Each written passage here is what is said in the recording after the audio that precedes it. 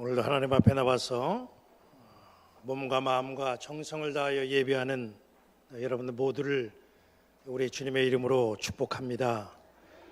창세기 1장을 보면 창세기 1장은 창조 이야기입니다. 하나님께서 만물을 만드시고 제일 마지막으로는 사람을 만드셨습니다. 하나님께서는 다른 피조물들과 달리 사람을 만드실 때 하신 말씀이 있지요. 창세기 1장 26절 말씀을 보면 하나님이 이르시되 우리의 형상을 따라 우리의 모양대로 우리가 사람을 만들고 그랬습니다. 하나님은 하나님의 형상을 따라 사람을 만드시겠다는 거예요.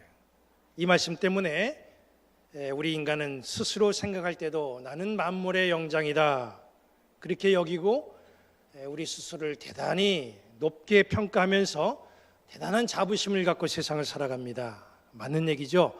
우리는 분명히 하나님의 형상을 따라 지음받은 아주 보배롭고 존귀한 사람들임에 틀림이 없습니다. 그런데 중요한 건 나는 그렇게 보배롭고 존귀한 사람이라고 생각하고 세상을 살아가는데 나는 생활 속에서 하나님의 얼굴을 정말 하고 있는가? 이걸 우리가 한번 생각해 봐야 된다는 겁니다. 세상 사람들은 자기가 하나님의 형상을 따라 지음받았다고 하는 사실 자체를 아예 모르고 살아갑니다. 그런데 우리는 다 알잖아요. 우리는 이 창세기 1장에 있는 말씀을 알기 때문에 내가 하나님의 형상을 따라 지음받은 하나님의 사람이다. 내 속에는 하나님의 영이 함께한다라고 하는 것을 우리는 다 알고 있습니다. 그렇다고 한다면 내 얼굴은 정말 그렇게 생각하는 나의 생각과 같이 하나님의 얼굴을 한 그런 사람의 모습인가? 나는 그런 모습으로 세상을 살아가고 있는가? 한번 우리가 우리의 모습을 좀 생각해 보자는 거예요. 오늘 우리는 이 본문 말씀을 통해서 하나님의 얼굴을 보여주는 한 사람을 만납니다. 성경에 하나님의 얼굴을 한 사람은 어떤 사람인가? 한번 나름대로 꼽아봐라 그러면 우리는 성경에 있는 위대한 인물들을 머릿속에 그려봅니다. 의인으로 인정받았던 노아와 같은 사람, 믿음의 조상이라고 불리는 아브라함, 또 사명을 잘 감당한 모세, 그리고 말씀에 잘 순종했던 그런 여호수아, 이런 사람들이 하나님의 얼굴을 한 사람이 아니겠는가? 우리는 그렇게 말을 합니다. 그런데 본문에서 말하는 하나님의 얼굴을 한 사람은 뜻밖에도 그런 사람이 아니라는 거예요. 창세기 33장 10절에 이렇게 말씀을 하고 있습니다. 야곱이 이르되 그렇지 아니하니이다. 내가 형님의 눈앞에서 은혜를 입었사오면 청하건대 내 손에서 이 예물을 받으소서. 내가 형님의 얼굴을 배운즉 하나님의 얼굴을 본 것 같사오며. 이 말씀은 수십 년이 지난 다음에 야곱이 형 에서를 다시 만나서 말한 내용입니다. 야곱이 형 에서를 보니까 하나님의 얼굴과 같다 이런 얘기예요. 야곱이 바라본 에서의 얼굴은 하나님의 얼굴을 한 사람의 얼굴이라는 거예요. 너무나 뜻밖이죠. 우리는 야곱의 생각과는 좀 달라요. 다른 사람들은 다 하나님의 얼굴을 하고 있다 이렇게 생각해도 에서만큼은 하나님의 얼굴을 한 사람이 아니다. 우리는 그렇게 보죠. 그래서 우리는 에서를 대단히 형편없는 사람 그렇게 여깁니다. 에서를 보면 성경에 정말 그렇게 나와 있는 모습을 보게 돼요. 장자의 명분을 가볍게 생각하고 팥죽 한 그릇에 동생 야곱에게 장자의 명분을 판 이 어리석은 사람, 미련한 사람, 우리는 에서를 그렇게 봅니다. 축복과는 거리가 먼 어찌 보면 불쌍한 사람, 에서를 그쯤으로 생각하죠. 다른 사람이면 몰라도 에서가 하나님의 얼굴을 했다. 이건 너무나 뜻밖이고 의외라고 우리는 생각합니다. 그런데 야곱은 에서를 보면서 내가 형 에서를 보니까 하나님의 얼굴을 본 것 같다 이렇게 말하는 거예요. 야곱이 에서의 얼굴에서 하나님의 얼굴을 봤다고 하는데 그 하나님의 얼굴을 볼 수 있었던 그 이유가 과연 뭘까요? 에서가 야곱에게 도대체 어떻게 했길래 야곱은 에서를 보고 하나님의 얼굴을 본 것 같다 이렇게 말하고 있는지 우리가 오늘 이 말씀을 통해서 한번 살펴봅니다. 그리고 여기 앉아있는 나는 정말 하나님의 얼굴을 하고 있는 주님의 사람인가, 우리 자신을 돌아보고 점검하는 소중한 시간이 되기를 바랍니다. 본문에는 한 가정에서 쌍둥이로 태어난 에서와 야곱이 갈등 속에 이제 헤어졌다가 다시 만나는, 재회하는 과정이 소개가 되어 있어요. 에서와 야곱은 정말 간발의 차이로 태어난 쌍둥이죠. 에서가 약간 먼저 세상에 나왔어요. 그런데 하나님은 이미 이들이 세상에 나오기 전에 그의 어머니 리브가를 통해서 야곱이 축복의 통로가 된다, 그 계획을 말씀을 주셨어요. 그래서 이 이야기를 들은 어머니 리브가는 하나님의 계획을 이루기 위해서 먼저 태어난 에서를 제쳐두고 야곱을 위해서 헌신하죠. 그런데 리브가는 열심히 너무 지나쳐가지고 야곱을 축복의 통로로 세우는 과정에서 무리수를 둡니다. 리브가는 음모를 꾸미고 남편 이삭을 속여서 에서가 받아야 될 축복을 야곱이 대신 받게 하죠. 이 일로 인해서 에서와 야곱은 갈등과 분열을 일으킵니다. 그리고 결국이 어떻게 됐습니까? 에서와 야곱은 좋지 않은 상태에서 헤어집니다. 모든 문제에는 가해자가 있고 피해자가 있죠.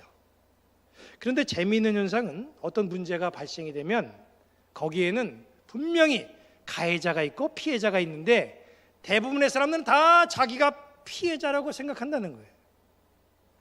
자기가 가해자다 이렇게 생각하는 사람이 별로 없어요. 어떤 사건 앞에서 대부분이 다 내가 해를 입었다, 내가 피해당했다, 내가 손해봤다 이렇게 주장합니다. 충분히 그렇게 생각할 수가 있어요. 그런데 피해자라고 생각하는 사람, 억울하다고 생각하는 사람이 자기가 피해자라고만 생각할 줄 알지 중요한 것을 생각하지 못하는 게 있어요. 그게 뭔지 아십니까? 피해자라고 여기 지금 생각하고 앉아 계신 분들, 혹시 인생을 살다가 여러 가지 인간관계 갈등, 여러 가지 문제 때문에 나는 피해본 사람이다, 나는 손해본 사람이다 이렇게만 생각하고 있는 사람, 누구 때문에 어려움을 당하고 있다 이렇게만 생각하고 있는 사람들은 잘 들으시기 바랍니다. 피해자에게는 가해자가 가질 수 없는 특권이 있어요. 그 특권이 뭔지 아십니까? 갈등과 문제를 풀 수 있는 열쇠, 용서의 특권이 있다는 거예요. 우리가 생각할 때에 모든 일이 순조롭게 잘 풀리고 해결되려면 가해자가 잘못을 시인하고 용서를 구하면 그 문제가 쉽게 풀릴 거 아니겠느냐 그렇게 생각합니다. 그런데 실상 사회생활을 보면 그렇지가 않아요. 가해자는 심리적으로 불안한 심리를 가지고 있기 때문에 자기를 항상 방어하려고 합니다. 그렇기 때문에 그 입에서 절대 내가 잘못했다 이런 것을 기대하기가 너무나 힘들어요. 설령 가해자가 잘못을 깨닫고 생각해보니 나에게 문제가 있었네 하고 용서를 구하고 머리를 숙인다고 해도 피해를 입은 사람이 그것을 수용해야 용서가 되고 문제가 해결이 된다는 거예요. 우리나라 역사 속에서 일어나는 갈등들, 문제들을 보면 피해자들이 받아들여야 되는데 피해자들이 받아들일 생각을 안 하잖아요. 이걸 수용하지 않으니까 문제가 해결 안 되고 계속해서 갈등과 분열의 골이 깊어지고 있다는 거예요. 에서와 야곱의 경우를 보십시오.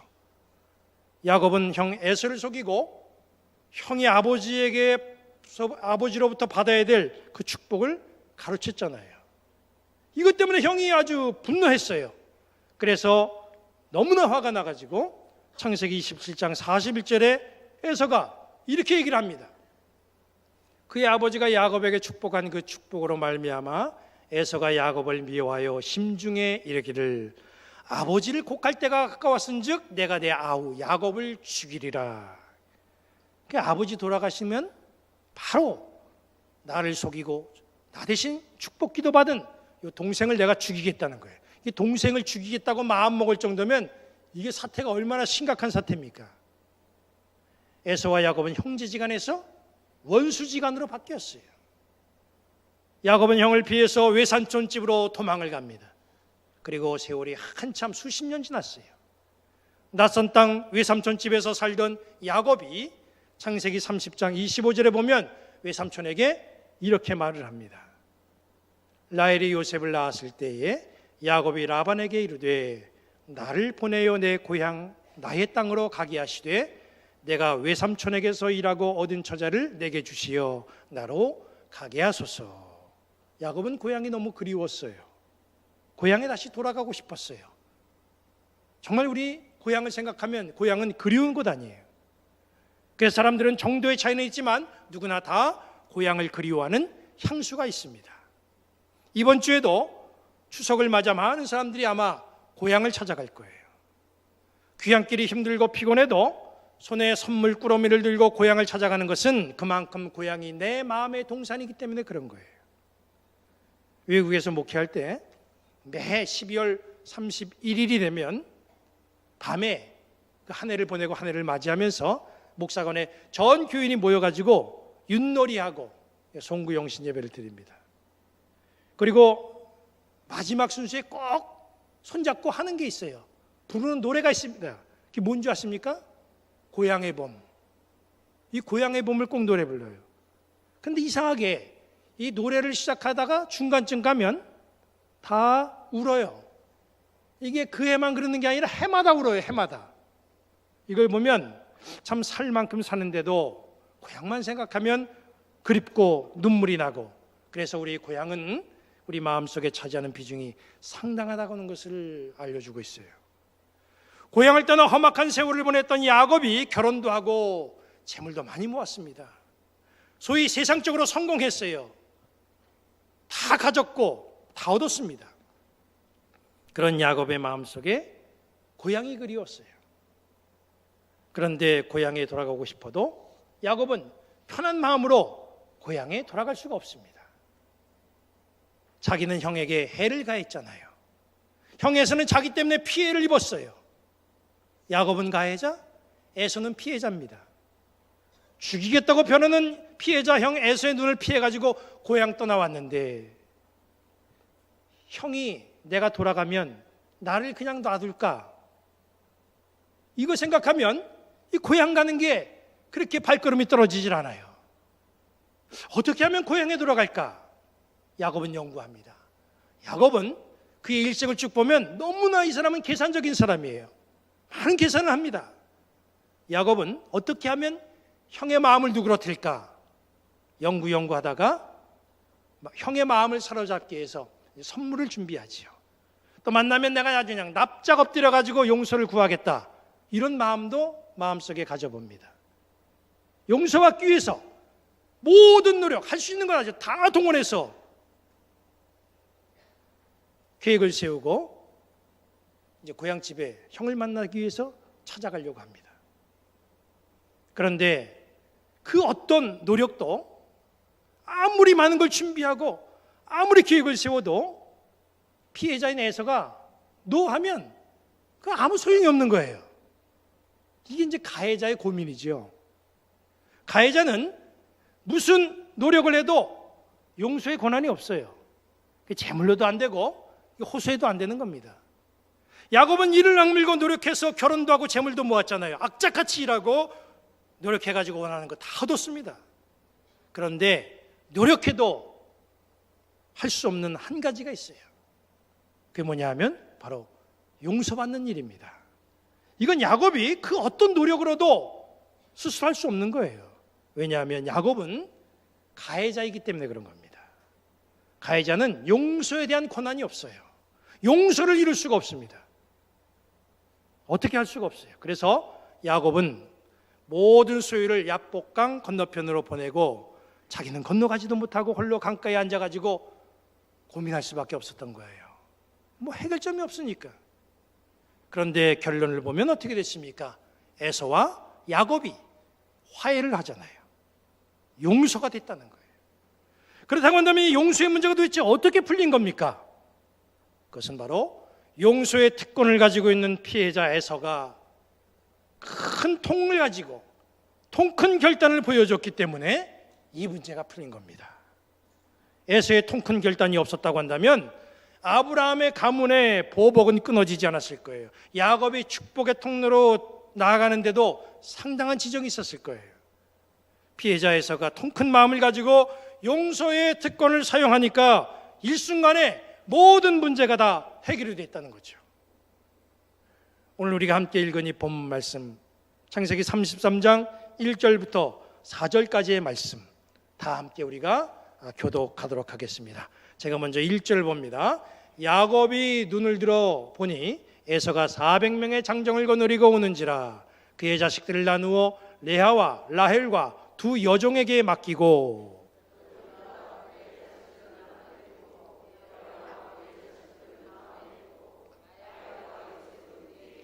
자기는 그들 앞에서 나아가되 몸을 7번 땅에 굽히며 그 형 에서에게 가까이 가니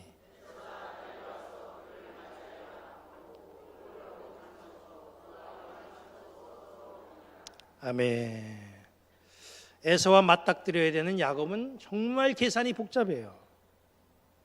괜히 만나러 갔다가 잘못되면 내 가축들도 잃어버리게 되고 내 식구들도 해를 당하게 되는데 이거 어떻게 하면 좋을까? 여러 가지로 궁리하고 계산합니다. 그래서 식구들, 가축들을 분산시키죠. 그런데 그 와중에도 가만히 보니까 이 야곱이 아끼는 식구들에 대해서 아주 철저하게 계산하고 대처하는 것을 볼 수가 있어요. 여기 한번 보시기 바랍니다. 만약에 에서가 공격해 올 때 제일 전방에 누구를 세웁니까? 33장 2절 보니까 제일 앞에 2명의 여종을 세웁니다. 이거 방패막이에요. 불쌍하죠? 제일 불쌍한 사람들입니다. 그 뒤에 누가 쓰는가 봤더니 그 2명의 여종이 낳은 자식들이 있습니다. 그 다음에 그 뒤에 누가 쓰냐 봤더니 레아가 낳은 자식들이 있어요.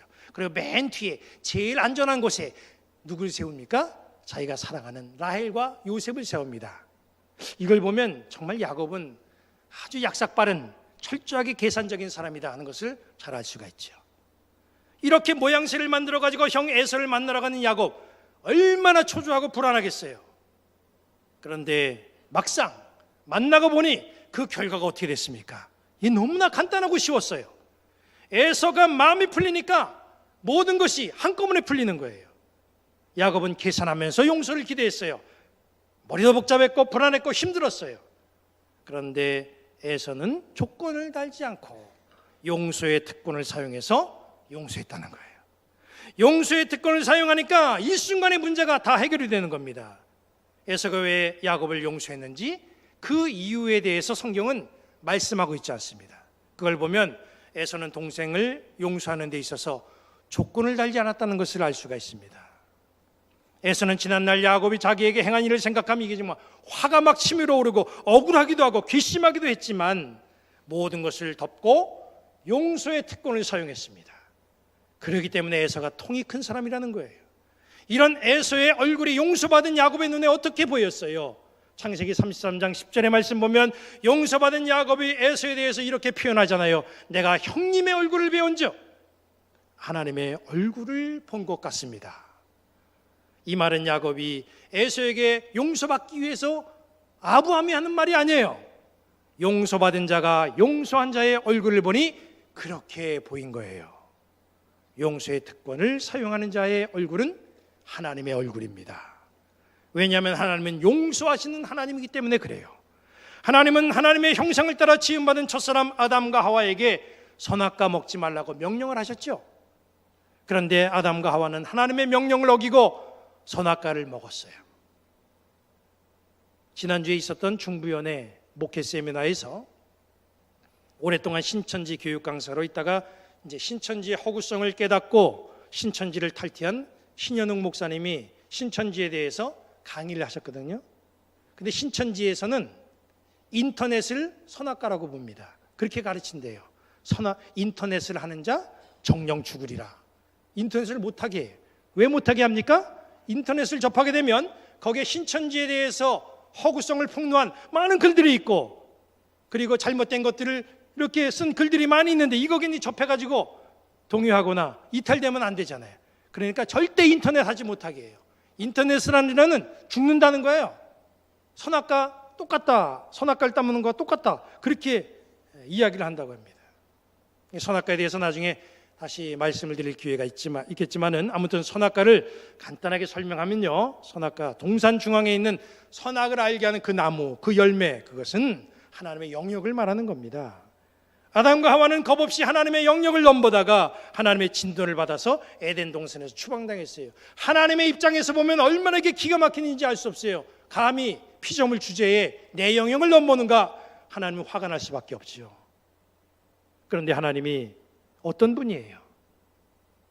우리는 하나님의 말씀에 거역하고 감히 하나님의 영역을 넘봤지만은 하나님이 화가 나서 영영 우리의 얼굴을 안 봅니까? 하나님이 어떤 분입니까? 우리가 죄인 되었을 때에 아무런 조건 없이 예수님을 세상에 보내셔서 우리의 죄를 용서하시고 자녀를 삼아 주셨습니다. 조건 없이 용서하는 자, 그 사람은 하나님의 얼굴을 한 사람입니다. 에서가 바로 그런 사람이라는 거예요. 저는 이 말씀을 준비하면서 도대체 에서가 무슨 이유로 자기에게 그 큰 상처를 안겨준 야곱을 용서했는지 그 이유를 한번 알고 싶어가지고 성경을 다 찾아봤어요.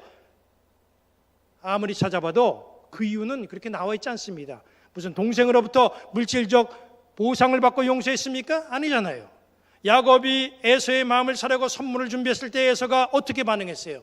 창세기 33장 9절을 보세요. 에서가 이르되 내 동생아, 내게 있는 것이 족하니 네 소유는 내게 두라. 에서는 물질에 대해서 욕심이 없었어요. 물질 때문에 그의 마음이 흔들린 게 아니에요. 그렇다고 한다면 어떤 조건을 달고 거래했습니까? 그런 거 없습니까? 없어요. 아무 조건도 달지 않고 조건도 없었습니다. 아무리 성경을 찾아와도 에서가 야곱을 용서한 이유를 찾지 못했어요. 에서는 아무런 조건 없이 동생 야곱을 용서한 겁니다. 야곱은 이런 에서의 모습 속에서 조건 없이 용서하시는 하나님의 얼굴을 본 거예요. 하나님은 우리를 하나님의 형상대로 지으셨지요. 그렇다면 우리에게는 하나님의 마음이 있어야 되고 하나님의 얼굴이 있어야 됩니다. 그 하나님의 마음이 어떤 마음이에요? 조건 없이 용서하는 마음입니다. 에서는 다시 만난 야곱을 너무 쉽게 용서했습니다. 이렇게 쉬운 걸 야곱은 너무 고민했고 많은 것을 계산을 했어요. 우리는 쉽게 풀 수 있는 것을 너무 어렵게 고민하면서 계산하고 있는 것들 우리 가운데 있지는 않습니까? 하나님의 얼굴을 보여준 에서의 마음을 배우시기를 바랍니다. 우리는 이번 추석에 사람들을 만나죠.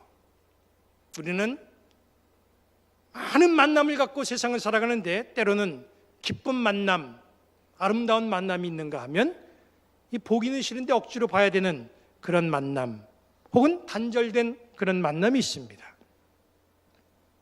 이번 추석에 바로 이런 잘못된 만남들이 회복되는 그런 소중한 시간들이 되기를 바랍니다. 지금까지는 우리가 하나님의 얼굴을 한 사람이 어떤 사람인가, 하나님의 얼굴은 어떤 얼굴인가, 이렇게만 생각하고 그런 사람들만 바라보고 살아갔다고 한다면 이제부터는 하나님의 얼굴을 한 주인공들이 되시기 바랍니다.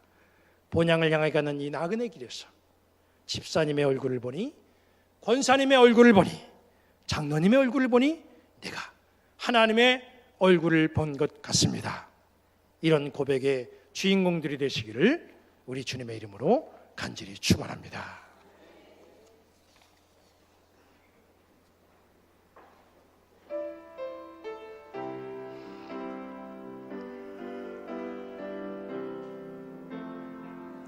나는 순례자 낯선 나라에 언젠가 집에 돌아가리.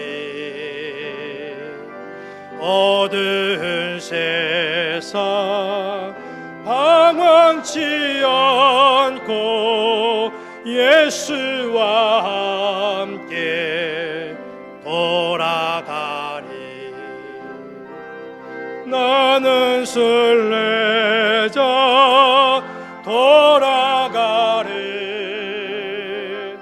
날 기다리는 밝은 곳에 곧 돌아가리. 기쁨의 나라 예수와 함께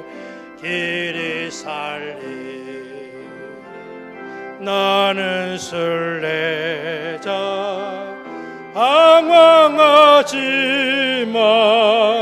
예수 내 그저 이끄시네.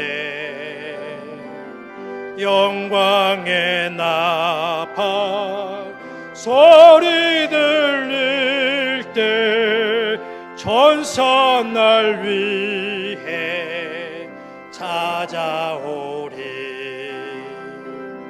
나는 순례자 돌아가리.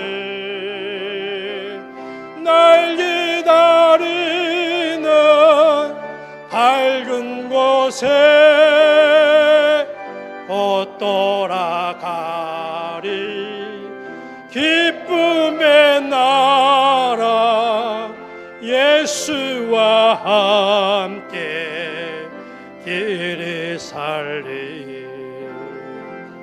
나는 순례자 피곤한 몸을 하늘나라에